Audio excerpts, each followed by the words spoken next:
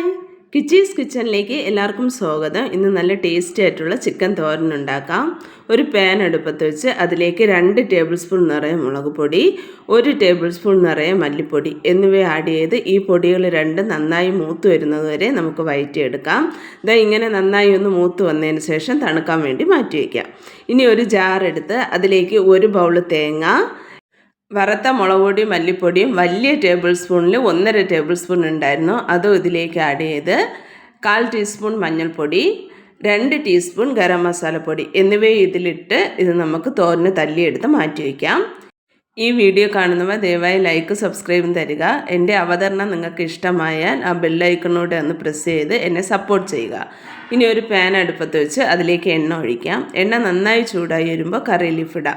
കറി leaf നല്ലതുപോലെ മൂത്ത് വരുമ്പോൾ ഞാനിവിടെ 4 മീഡിയം സൈസ് സവാള ചോപ്പ് ചെയ്ത് വെച്ചിരുന്നു, അത് ഇതിലേക്ക് ആഡ് ചെയ്ത് ജസ്റ്റ് ഒന്ന് വഴറ്റുക. സാധാരണ ചിക്കൻ കറി വയ്ക്കും പോലെ നന്നായി മൂത്ത് വരണമെന്നൊന്നുമില്ല, ജസ്റ്റ് ഒന്ന് വഴറ്റിയാൽ മതി. വഴറ്റിയതിന് ശേഷം ഈ സവാള വഴണ്ട് വരുന്നതിന് ആവശ്യമായി നമുക്ക് കുറച്ച് ഉപ്പ് ആഡ് ചെയ്യാം. ഉപ്പ് ആഡ് ചെയ്ത് അരിഞ്ഞു വെച്ചിരിക്കുന്ന തക്കാളി, പച്ചമുളക് എന്നിവയിട്ട് 1 ടേബിൾ സ്പൂൺ ഇഞ്ചി വെളുത്തുള്ളി പേസ്റ്റ് എന്നിവ ആഡ് ചെയ്ത് ഇതെല്ലാം കൂടെ നല്ലതുപോലെ വഴറ്റിയെടുക്കുക. തക്കാളി ഉടഞ്ഞു വരണം, സവാള നല്ല വെന്ത് വരണം, അങ്ങനെയൊന്നുമില്ല. ഇങ്ങനെ ജസ്റ്റ് ഒന്ന് വഴറ്റിയതിന് ശേഷം കഴുകി വൃത്തിയാക്കി വെച്ചിരിക്കുന്ന ചിക്കൻ ഇതിലേക്ക് ആഡ് ചെയ്യാം. ചിക്കൻ എല്ലാം ഇതിലേക്ക് ആഡ് ചെയ്തതിന് ശേഷം ഈ സവാളയെല്ലാം കോട്ട് ചെയ്ത് വരുന്ന രീതി നന്നായി ഒന്ന് വഴറ്റുക. വഴറ്റിയതിന് ശേഷം ഈ ചിക്കൻ ആവശ്യമായ ഉപ്പ് കുറച്ചുകൂടെ ആഡ് ചെയ്യുക.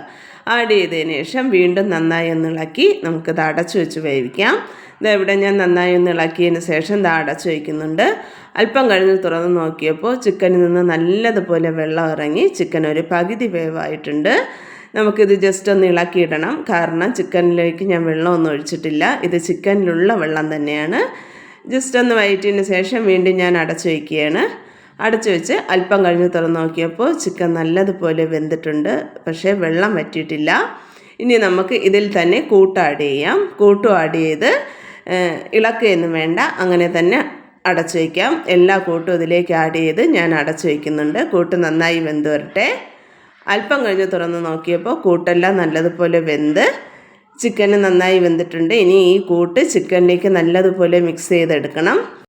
ഇനി ഇത് അടച്ചൊന്നും വയ്ക്കണ്ട, തുറന്ന് വെച്ച് തന്നെ മസാലയും ചിക്കനും എല്ലാം നല്ലതുപോലെ ഇളക്കി വഴറ്റി എടുക്കുമ്പോഴത്തേക്ക് ചിക്കൻ തോരൻ തയ്യാറാവും. ഇനി തുറന്ന് വെച്ച് വഴറ്റിയാൽ തന്നെ വെള്ളമെല്ലാം വറ്റി നല്ല തുറന്ന് വരത്തുള്ളൂ. ഇവിടെ ചിക്കൻ തോരൻ തയ്യാറാണ്. എന്നെ ഇതുവരെയും സപ്പോർട്ട് ചെയ്ത എല്ലാവർക്കും നന്ദി. ഈ ചിക്കൻ തോരൻ എല്ലാവരും ഉണ്ടാക്കി നോക്കുക. ഇനി ഈ സപ്പോർട്ട് മുന്നോട്ടുണ്ടാകുമെന്ന പ്രതീക്ഷയോടെ വീഡിയോ നിർത്തുന്നു. Thank you.